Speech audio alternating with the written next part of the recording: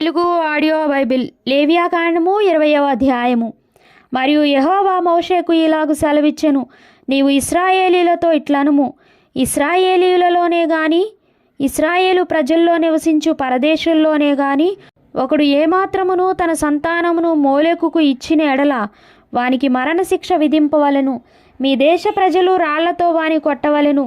ఆ మనుష్యుడు నా పరిశుద్ధ స్థలమును అపవిత్రపరచి నా పరిశుద్ధ నామమును అపవిత్రపరచుటకు తన సంతానమును మోలెకుకు ఇచ్చెను గనుక నేను వానికి విరోధినై ప్రజల్లో నుండి వాని కొట్టివేతును. మరియు ఆ మనుష్యుడు తన సంతానమును మోలెకుకు ఇచ్చుచుండగా మీ దేశ ప్రజలు వాని చంపక చూచి చూడనట్లు తమ కన్నులు మూసుకొన్న ఎడల నేను వానికిని వాని కుటుంబమునకును విరోధినై వానిని మోలెకుతో వ్యభిచరించుటకు వాని తరిమి వ్యభిచారము చేయు వారినందరినీ ప్రజల్లో నుండి కొట్టివేతును. మరియు కర్ణపిశాచి గలవారితోనూ సోదగాండ్రతోనూ వ్యభిచరించుటకు వారి తట్టు తిరుగువాడెవడో నేను వానికి విరోధినై ప్రజల్లో నుండి వాని కొట్టివేతును. కావున మిమ్మును మీరు పరిశుద్ధపరచుకొని పరిశుద్ధులయుండుడి. నేను మీ దేవుడనైన యెహోవాను. మీరు నా కట్టడలను ఆచరించి వాటిని అనుసరింపవలెను.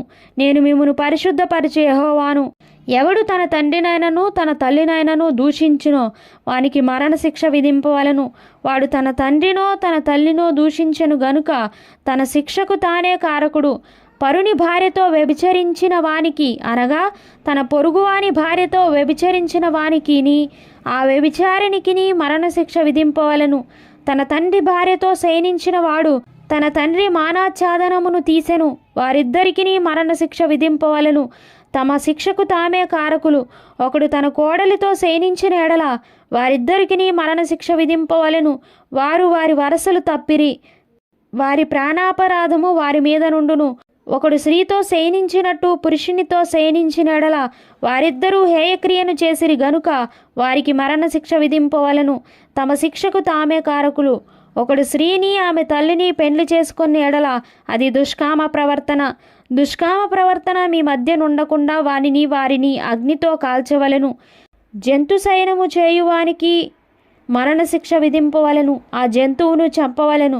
స్త్రీ తన్ను జంతువు పొందినట్లు దాన్ని సమీపించిన ఎడల ఆ స్త్రీకిని ఆ జంతువునకును మరణమే విధి. ఆమెను దానిని చంపవలెను. తమ శిక్షకు తామే కారకులు. ఒకడు తన సహోదరిని అనగా తన తండ్రి కుమార్తెనే గాని తన తల్లి కుమార్తెనే గాని చేర్చుకొని ఆమె దిశమూలను వాడును వాని దిశమూలను ఆమెయు చూచిన ఎడల అది దురనురాగము. వారికిని తమ జనుల ఎదుట మరణశిక్ష విధింపవలెను. వాడు తన సహోదరిని మానాచ్ఛాదనమును తీసెను. తన దోష శిక్షను తాను భరించును. కడగానున్న స్త్రీతో శయనించి ఆమె మానాచ్ఛాదనమును తీసిన వాడు ఆమె రక్తధారాచ్ఛాదనమును తీసెను. ఆమె తన రక్తధారాచ్ఛాదనమును తీసివేసెను. వారి ప్రజల్లో నుండి వారిద్దరిని కొట్టివేయవలెను. నీ తల్లి సహోదరి మానాచ్ఛాదనమునే గాని నీ తండ్రి సహోదరి మానాచ్ఛాదనమునే గాని తీయకూడదు. తీసినవాడు తన రక్త సంబంధి యొక్క మానాచ్ఛాదనమును తీసెను. వారు తమ దోష శిక్షను భరించెదరు. పినతల్లితోనే గాని పెత్తల్లితోనే గాని శయనించినవాడు తన తల్లిదండ్రుల సహోదరుల మానాచ్ఛాదనమును తీసెను. వారు తమ పాప శిక్షను భరించెదరు. సంతానహీనులై మరణమగుదురు. ఒకడు తన సహోదరుని భార్యను చేర్చుకున్న ఎడల అది హేయము. వాడు తన సహోదరుని మానాచ్ఛాదనమును తీసెను. వారు సంతానహీనులయుందురు. కాబట్టి మీరు నివసించున్నట్లు నేను ఏ దేశమునకు మిమ్మును తీసుకొని పోవచ్చున్నానో ఆ దేశము మిమ్మును కక్కివేయకుండానట్లు మీరు నా కట్టడలన్నిటినీ నా విధులన్నిటినీ అనుసరించి నడుచుకొనవలెను. నేను మీ ఎదుట నుండి వెళ్ళగొట్టుచున్న జనముల ఆచారములను బట్టి నడుచుకొనకూడదు. వారు అట్టి క్రియలన్నీ చేసిరి గనుక నేను వారి యందు అసహ్యపడితిని. నేను మీతో చెప్పిన మాట ఇదే, మీరు వారి భూమిని స్వాస్థ్యముగా పొందుదురు. అది అనగా పాలు తేనెలు ప్రవహించు ఆ దేశము మీకు స్వాస్థ్యముగా ఉండునట్లు దాన్ని మీకు ఇచ్చెదను. జనముల్లో నుండి మిమ్మును వేరుపరిచిన మీ దేవుడనైన యెహోవాను నేనే. కావున మీరు పవిత్ర జంతువులకును అపవిత్ర జంతువులకును పవిత్ర పక్షులకును అపవిత్ర పక్షులకును విభజన చేయవలెను.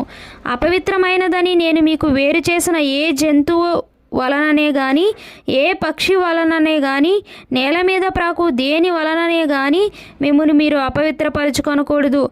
మీరు నాకు పరిశుద్ధులై ఉండవలెను. యెహోవాను నేను పరిశుద్ధుడను. మీరు నా వారయుండునట్లు అన్ని జనుల్లో నుండి మిమ్మును వేరుపరిచితిని.